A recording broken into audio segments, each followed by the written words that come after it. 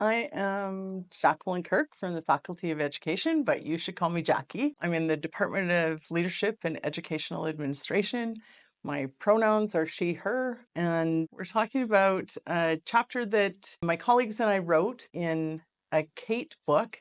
So CATE is the Canadian Association of Teacher Education. Our chapter is about coming back out of the pandemic and a young female principal in a French immersion school who asked us to mentor her through trying to rebuild relationships in a community where relationships had gone badly during the pandemic, but not for the fault of anyone in the situation, just really different opinions about what we should be doing during the pandemic and how those came to a head across Manitoba for sure. I was drawn to it because I trusted her and I trusted the work that she was prepared to do. I think I was personally kind of broken about the polarization that we were seeing in our communities.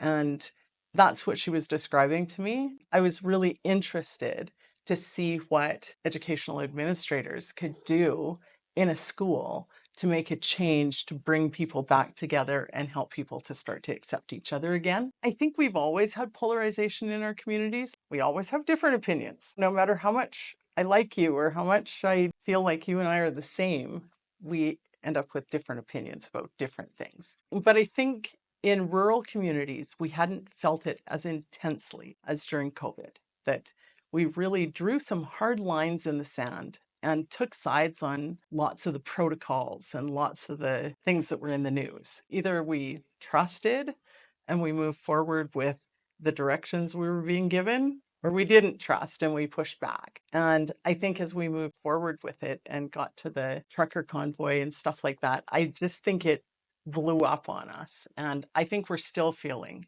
the effects of it.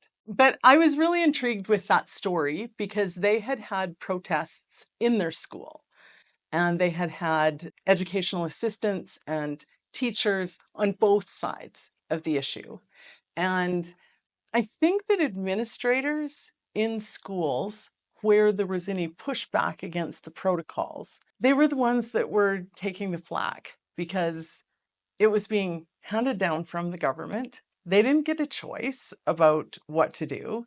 So then you're having to support somebody else's decision blindly. You can't say, no, we won't do the protocols in our school. Teachers are never in the place, or rarely in the place, where we're talking about keeping kids safe for life. We keep kids safe by not sending them outside at -40 with a wind chill. We keep kids safe by following the safety protocols in phys ed, but we're not usually the person on the front line trying to keep them from something that might kill them. We don't have lockdown events in schools where you're truly protecting children's lives. And I think during COVID, many of us felt like teachers were in the position where those protocols were keeping their lives safe. And I think that changed the game a little bit. I think it became more emotional. That's not usually what we're dealing with. When I was in the classroom in a public school, my head is usually in the game of content and behavior, and you're managing all those balls in the air. But there is rarely something that might be threatening the lives of the children. That was a dividing line with COVID. And I have research that shows that, and it's big data research, so it's quantitative research from the US, that shows that the stress levels of educators were much higher than healthcare workers. And I would try to make sense of that by saying, well, of course, because they were faced with children in their classrooms who weren't following the protocols outside of school. And then they were coming into the school. As an educator, you're taking home to your bubble your interactions with 25 people and their families and their friends and all the people that played on their hockey teams every day. Along with that, they were getting parents and community complaining because they were enforcing protocols that they didn't have a choice about enforcing. So it's not a surprise to me that in some schools that tempers flared and that emotions ran high and that people disagreed and that they had disagreements about it. So that's sort of where we came in. It was the beginning of the fall of 2021. But before school started, she emailed and said, "This is what I want to do, but it's kind of scary. And so I just want some support so that I have somebody that I can talk through it with and that I can get advice from." And so that's where my partner and I came in. And we met with her regularly, first just as mentors. And then we did a 6-week intensive period in the spring where we met every Friday with her and helped her to set goals for what she was going to attempt in the next week to do, which is sort of what we'd been doing throughout the year. I think the 6 weeks intensive work was good because she kept things going in her school then, like it kept moving forward then. And I think it brought it to a place where she had layered up a few things. And then there was a tipping point that didn't have anything to do with what we had planned. It happened organically, which is how I think most of them happen. But I think there was a big change in her school and in the relationships in her staff by the end of the year. She was brave enough to keep going with it. But I think all the people in her school get credit for it because it takes all of them to break down those barriers. And she was really careful in our work together in telling us that's how it needed to be portrayed. And it was something that they had all done. I learned as an administrator that one of the challenges of being an administrator is that you can see what you need to do, and doing it isn't as easy as it is to envision it.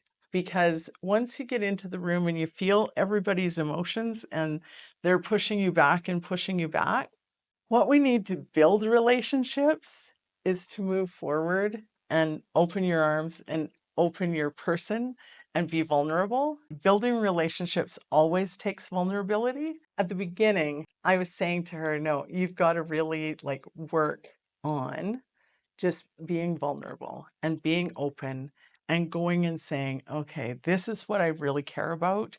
This is what's important to me. You're important to me. Between her and the other administrator in the school, they decided no, they really just couldn't go that direction. So they went with a more structured, more academic approach to begin with. And what they learned in the end was that it was storytelling that made the difference. And that when they sat and listened and acknowledged the stories and the experiences that people had had during that really bad time, that's what changed the relationships. That's where they started to see. And I'm sure, just like we can talk about COVID and the changes that it made on the macro scale, and that they're still with us, I think we still feel the effects of working at home. I think we still feel the effects of the polarization that was exacerbated by COVID. But we need those first steps. And that's what I would say happened during the school year for her, was that she started them on a path of making those first steps. And the first steps started with the storytelling and the sharing and the being open with each other. And I think that's sort of the key. I think through storytelling, you come to understand people in a different way. One of the methodologies that I've used frequently and written about is duoethnography. And the whole process of that research is you share an event or you do something together. So in one of the studies that I did, we visited the Human Rights Museum. And then after viewing an exhibit, we sat down and we journaled about what prior knowledge did I bring to it and how did that sort of set my values and beliefs and opinions before I entered the exhibit? How did I respond to the exhibit because of that? But then you share that with your partner with the intention that you will critique yourself and critique your own meta narratives. But that's some of the most powerful work I've ever done in terms of what did I learn about myself and how did I change and grow? If all you're going to do is tell your story and see it beside someone else's story, you don't interrupt the other person's story. You sit and listen, because what I'm trying to do is I'm trying to see how can that help me grow.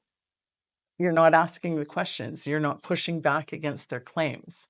You're just trusting that their response is right. And I think we have that in storytelling. We come to understand how we build different perspectives. And when you can understand why somebody else was on the other side of the issue, all of a sudden it reduces the fight. I think it's a tool that we should use more of.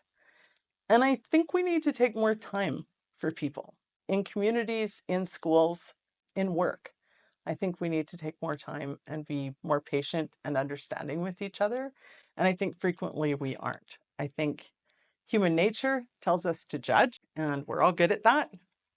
And we use what we have to make those judgments. So you can't really blame people for that either. But I think that's one of the things that I've learned. And we put it together with a few other pieces of research, like the research from that chapter, but with a few other pieces of research that we've been doing. And I think that it sort of comes together nicely in explaining a more open, caring leadership style. The class that I'm teaching this semester is educational leadership. And so I would talk to them about the same sorts of things and why it's important to try to build those kinds of organizations that the people support each other. One of the things in that fall that's like a practical challenge was that they had a lot of trouble getting subs. And it was hard to get subs everywhere, but not everybody feels capable of going in and teaching in a French immersion school. Whereas for teachers that English is their first language and that they're working in English speaking schools, there's lots of them, right? The majority of the people that we train in Manitoba are English speaking and want to teach in English speaking schools. I think when the sub list was reduced for all public schools, it was significantly reduced for the French immersion school. And so I think it was sometime in October that she reported to us that there were teachers that had reached the end of their sick days already. And that was another piece that came out of COVID that I don't think we anticipated. I don't think our systems were prepared for that. And it wasn't necessarily that people were sick more often. It was that we decided we shouldn't come to work and give it to each other. And so there were a lot more sick days. And then that was a big challenge. And then people were frustrated by that, which added another layer for what is admin going to do about this. We used appreciative leadership as the framework for the chapter. And this whole study really made me think a lot more deeply about appreciative leadership and why it's really important.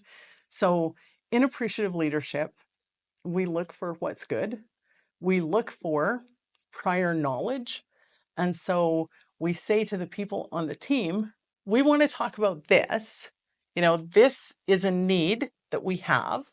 But instead of positioning it as a gap, you ask people to go back and to think about a time that you were involved in a group that felt, their words are life-giving. So a group that felt life-giving, but my words, I would say something more like involved in a group where you never wanted to miss a time when the group was getting together. Let's talk about what you learned from that experience that we might apply to our school that might increase attendance. If we can make those people that aren't coming feel like we felt in that moment, and I think it can be a lot more successful. And then you change the frame and you change the picture, right? So I think then when the student comes into my classroom and he hasn't been there for 3 days, I'm not like, you need to report to the office. My response is more about, wow, it's so good to see you. We've been missing you. I was hoping that you could catch us up on this part because, we needed that. And I think that's a whole different message. If you come to school and you find out why the people missed you, I think that sets up a different response than about how you're in trouble because you showed up. So the appreciative leadership literature would say that you need to name the problem and then you need to flip it to the positive. And you need to figure out what the people on your team know from their positive experiences in the past. And you need to use that wisdom. And so it invites voices from the whole team. That's the other thing. You don't get a lofty group at the top that make all the decisions and the rest of the people at the bottom that have to follow through with them. And I think I committed a lot harder based on that research because that's what I really saw was every time they were a little bit more open and a little bit more inviting, that was the turning point. If you look at a school division's budget, most of the budget goes to teachers' salaries. So we hire people who are highly educated professionals. But then when we have decisions about education to make, we don't ever ask these people that we pay all the money to. We have the decisions made by a small group of people at the top, sometimes by mostly community members who aren't education professionals. And it seems backwards to me, but I don't know how we change the systems and the processes that we use to take advantage in school divisions of all of that knowledge, that pool of knowledge that we pay to have. And not that it goes unused, because in classrooms it gets used well every day. But I think in the bigger level decision making, we could be utilizing more of that. And I think it's the same on your school staff, that as soon as you start accessing all of the voices and learn what everyone knows, frequently marginalized voices don't get heard in all of our organizations. And I think being more open and asking people to contribute some of their past knowledge, I think changes that. And I think it changes the way that we all see those people in our school. This whole project, I think probably I will reflect on it a lot in terms of what I think I know about educational administration. It was amazing. We should do that more often. What we did during the conference was we talked with a group of people about the proposal, and they had read our proposal. So then they gave us lots of good feedback about changes that we could make or things that we could incorporate into our ideas. The other thing is that we were grouped into a group of people that were studying similar things. And so I got to have deep relationships or stronger relationships with a whole new group of scholars from across Canada in my group, other than the people that were on my team. There was one person that I knew, and the rest of the people in the group that I spent the weekend with were brand new to me. We've kept in touch, and that has been a really nice outcome from it as well. But I think having it at BU changed it for me because I felt like I was hosting them as well. If there was something that we needed, I could just say, oh, my office is right across the hall. I can grab it. So the conference was over on the Saturday, and most people left right after lunch on the Saturday. But there was one person who couldn't get her connections working until Sunday. And so then I picked her up and we went for breakfast and I took her to the airport. It's so nice to just have people here and be able to create those relationships. BU could do that more often because it's a beautiful place to come.